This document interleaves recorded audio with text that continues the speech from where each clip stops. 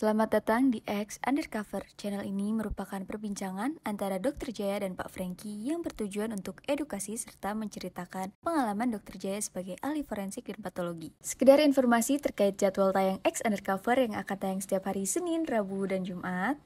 Maka dari itu, untuk mendukung channel ini agar selalu memberikan tayangan yang informatif dan edukatif, kalian bisa dukung kami dengan cara like, comment, subscribe, dan share. Dan selamat menonton! Nah, ini poinnya begitu. Nah, jadi gini, kalau orang begitu dia meninggal, badannya masih utuh. Ya. Masih utuh.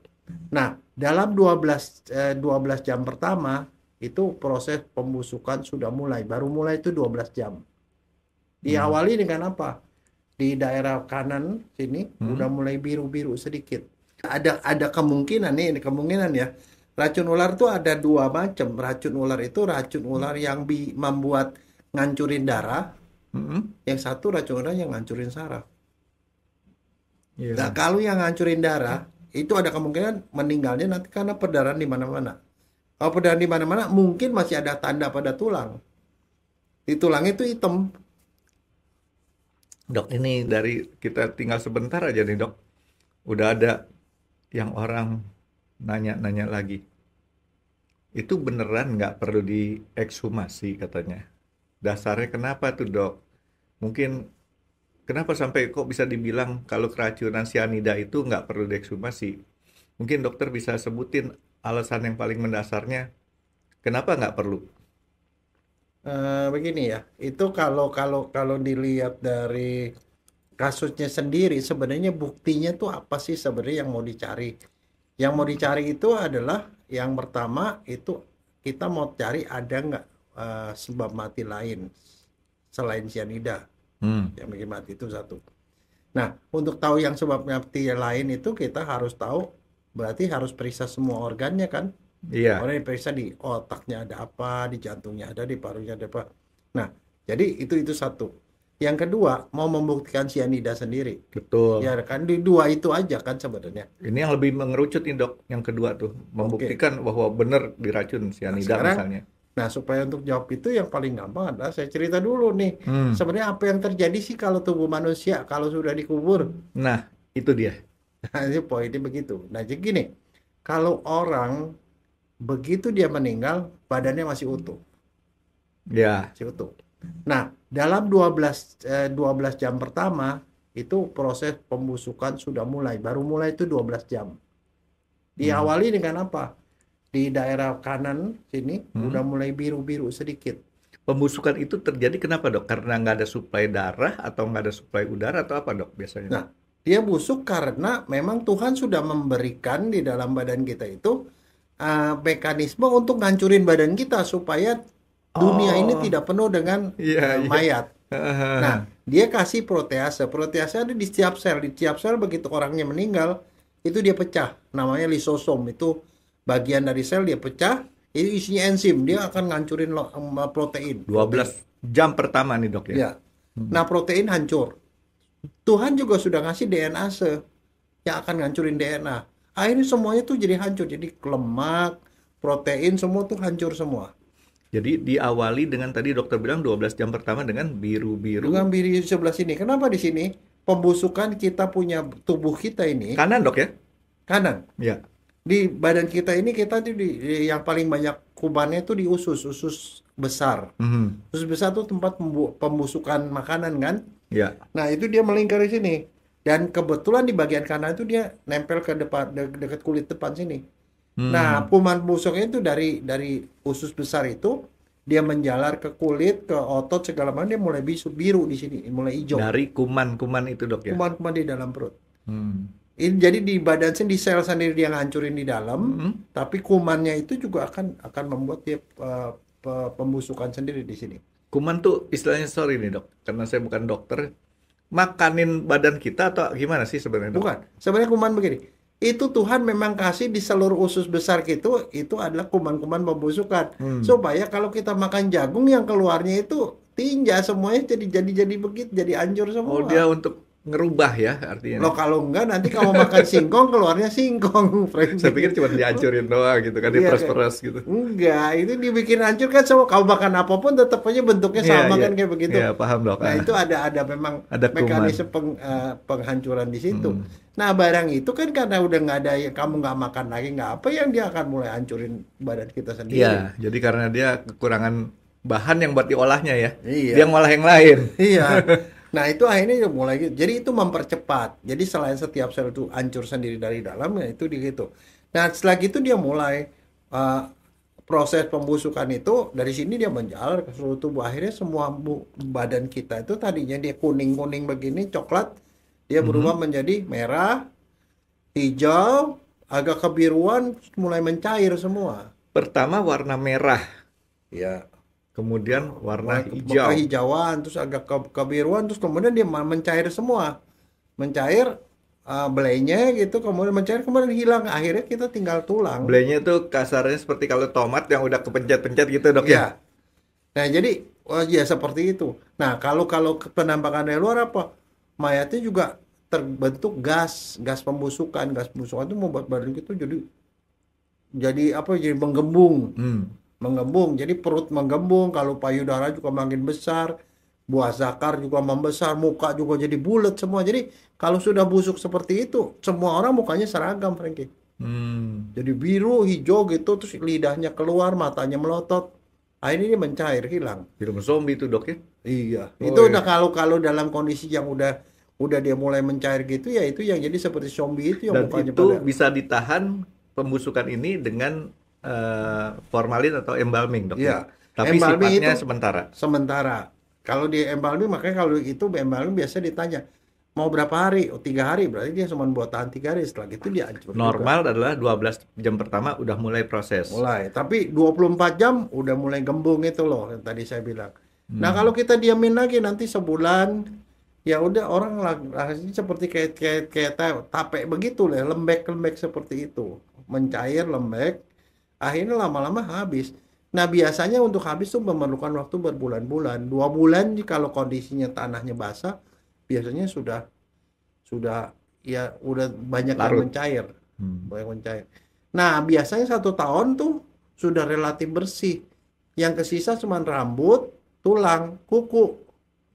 Cuman itu yang keras-keras. Itu kan untuk orang yang tidak memakai peti mati, peti jenazah ya. Ada peti atau enggak, tidak Sama. enggak begitu ada pengaruh. Cuman kalau misalnya dia tidak dipetikan, nah nyentuh tanah, di tanah itu kan bukan cuman dia akan hancur begitu, tapi di dalam tanah itu ada cacing, ada serangga, itu dimakanin segala macam, itu lebih mempercepat. Dan dia akan, basahnya tanah itu akan membuat dia lebih cepat lagi hancurnya. Rata-rata sih kalau 1 tahun tuh sudah bersih. Sudah bersih. Tetapi tulang masih ada, jaringan lunaknya masih seperti otot gitu ya, masih kelihatan bukan berupa otot, tapi seperti kayak ya barang lembek-lembek ada di sekitar tulang, kotor gitu. Tulangnya. bentar, Dan dok. bau sekali itu. Bau masih dok ya? Bau itu paling maksimal tuh bau 2 bulan. 2 bulan tuh baunya maksimal. Tapi setelah itu dia masih bau sampai 1 tahun, 2 tahun baunya hilang. Setelah 2 tahun tuh tulang itu bersih. Cuman tulang doang, nggak ada jaringan lunak lagi sama Oke, sekali. jadi yang dokter maksud bersih artinya tuh bukan bersih putih mulus ya dok ya, Enggak. tulangnya, tapi artinya jaringan lunaknya Udah sudah nggak ada. udah nggak ada. Dan kalau udah 2 tahun kita cium tuh tidak berbau. Nah, sekarang kita kebayang nggak kalau seorang misalnya keracunan atau meninggal karena apapun, setelah 2 tahun itu kita kemungkinan besar kita cuma ketemu kerangka doang. Nah, kalau kerangka doang artinya semua segala macam penyebab kematian yang ada di luar tulang itu tidak akan ketemu apa-apa. Nah, jadi, sekarang coba deh kita lihat kalau ada orang yang matinya meninggal lebih dari 2 tahun, cuma ketemu tulang. Jadi cuman kapan ekshumasi pada kasus yang di atas 2 tahun, di atas 1 tahun lah, yang itu yang masih bisa ketemu sebab matinya, kalau ada kekerasan pada tulang. Atau ada racun yang dideposit di tulang. Tapi kalau di tulang, khusus, gigi, dan kuku. Udah itu. kalau kasus khusus kayak cyanida dan CO tadi dokter sebutin, Itu itu nggak ada gunanya dok ya? nggak ada gunanya. Kalau arsen masih ada gunanya. Arsen itu masuk ke tulang. Kalau kalau yang tadi udah nguap semua campur sama Udah nggak ada, daerah udah sekeliling. kecampur sama tanah. Itu sebab dokter bilang nggak ada gunanya sama sekali ya. Ya nggak ada gunanya. Kita mau tahu sebab mati dari organ lain juga organnya udah nggak ada. Hmm. Sebab mati racunnya pun tidak ada di barang itu. Hmm. Nah sekarang jadi itu gimana? Kan sebelum kasusnya itu, sebelum kasus cyanida atau CO itu meninggal atau pada waktu awal-awal, kalau Hmm. sudah diperiksa lab, Hmm. ya itu lebih berarti. Jadi Karena kan mendingan kita meneliti ulang. nggak usah diteliti ulang, karena yang jadi masalah adalah Teliti ulang apakah pemeriksaan yang waktu itu ya bisa dipercaya apa enggak? labnya. Labnya. Ya tergantung siapa yang periksa kan dok. Iya. Hmm. Kalau yang periksanya kita bisa percaya, kita analisis itu. Jadi yang diperlukan adalah sebenarnya keterangan ahli. Hmm. Keterangan ahli saja. Orang dari data-data yang ada, keterangan ahlinya dia bisa menafsirkan sesuatu nggak dari situ. Karena penafsiran ahli itu satu ahli sama yang lain bisa aja beda atas fakta yang sama gitu loh. Hmm. Nah, misalnya beda misalnya pada kasus Brigadir J. Ya. Ekshumasi itu penting. Kenapa? Pada waktu itu diragukan otopsi yang pertama. Hmm. Maka dilakukan otopsi kedua Ada untuk tim mendapatkan independen. fakta. Iya. Contohnya lagi kasus Marsina. Ya. Yang pertama pemeriksaan forensik dilakukan oleh Rumah Sakit Nganjuk oleh seorang dokter umum. Ya. Karena itu dianggap kurang akurat, Hmm. mungkin ketemu fakta lain yang lebih lengkap, maka dilakukan otopsi kedua oleh dokter spesialis forensik di Unair, FK Unair. Hmm. Lakukan otopsi kedua. Nah, itu ada gunanya. Karena jelas itu trauma. Marsina trauma. Kalau yang Brigadir J juga trauma. Yang dari trauma itu artinya kita masih bisa ketemu pada tulang, Fisik ya. fisiknya gitu loh. Tapi kalau racun itu hanya berlaku atau berguna kalau racunnya ada di jaringan keras. Selain arsenik, apalagi dok yang di jaringan keras dok? Semua logam berat, arsenik, Hg, Ya.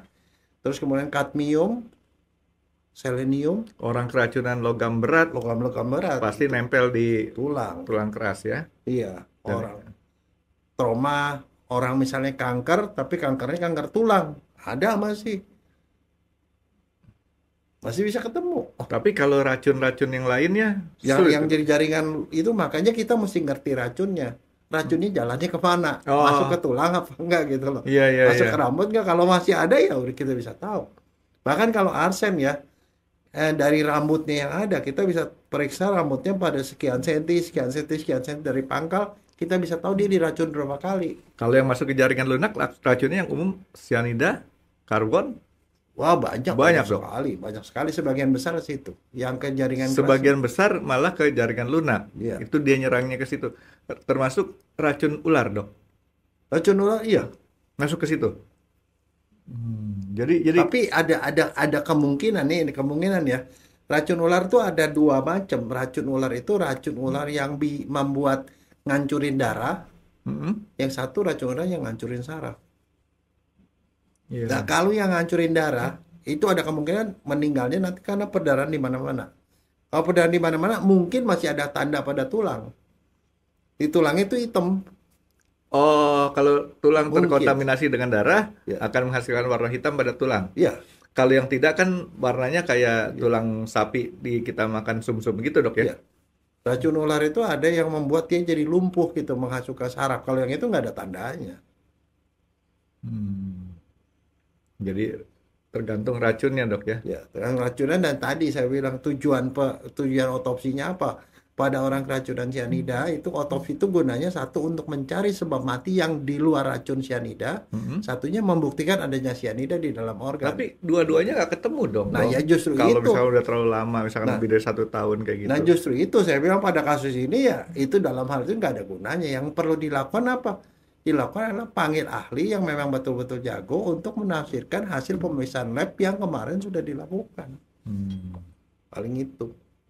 Kayak yang dokter tadi cerita, dokter Munim Idris melakukan pembacaan, atau dokter sendiri kan pernah ya? Yang Oh. kasus Kalimantan, dok ya? Iya.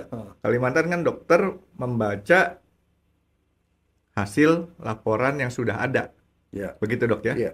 Dan itu ternyata karena ya dia baru dapat wing 1 kali, dokter udah dapat wingnya banyak dan hasilnya berbeda, dok. Iya.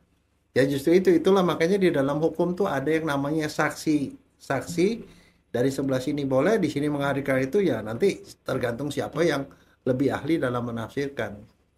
Gitu loh. Oke, mudah-mudahan nih dok, udah terjawab nih yang tadi nanya. Soalnya tadi orangnya kelihatan agak ngotot. Emangnya bener nggak perlu gitu kan? Ya, Nah, kalau ternyata nggak perlu kenapa di KUHP diatur gitu loh. iya, Diatur kan di KUHP kata dokter kan diatur. di 135 tadi ya. 135. Kenapa kok dokter bilang nggak perlu di sini ya? Nggak perlu karena tujuannya tidak akan tercapai kalau walaupun dilakukan. Dua-dua kemungkinan tujuannya ini, dua-duanya juga tidak akan didapat. Iya. Jadi artinya mubazir ya, percuma ya, keluarin tenaga ya. Iya, kita mengharapkan dapat sesuatu dari situ, padahal dari awal juga secara teori itu Ya tidak kan? akan dapat Tadi sesuatu. dokter bilang kalau mencari sebab lain itu kenapa? Ya, misalnya penyakit. Penyakit lain juga di jaringan lunak kan dok Iya, ya. jaringan lunak. Jaringan lunaknya kalau lebih daripada 1 tahun Ya udah udah nggak susah, ada, udah hancur. ya kan?